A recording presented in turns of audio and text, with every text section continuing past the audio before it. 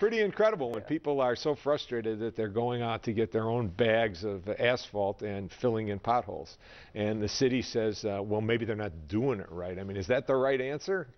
You know, it's the mayor's 20th year, and you can't drive the city streets, and you can't park at the parking meters, and over the winter you couldn't get your car out because the snowplows weren't out. I mean, he's had a pretty tough year, and the city's had a pretty tough year. And the city that wonder works whether wasn't working so there's a well. little more anger about the mayor on a bunch of nuts and bolts things. I kind of like the idea that was it Kentucky Fried Chicken who said that they would pay for filling potholes. Right. They could put the KFC logo on the pothole. I think people would buy that. Is it that Daley has raised expectations so high or too high?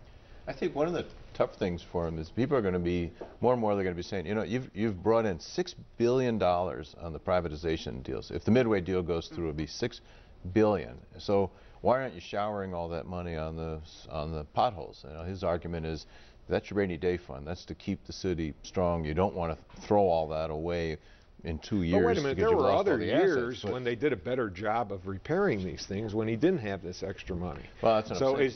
So he's saying the budget's tight at the same time he's sitting on the $6 billion nest egg.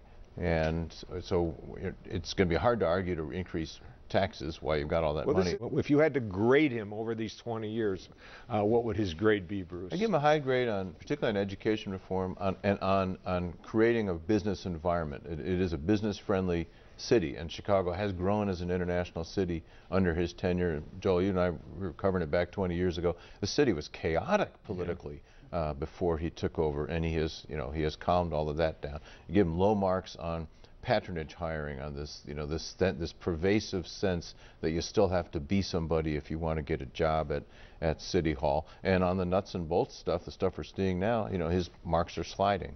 And what about crime and things like that? We saw a dramatic decrease in crime over the last 5-6 years. Now it's starting to tick back up, but it is still lower than it has historically been. I give him a high mark on that.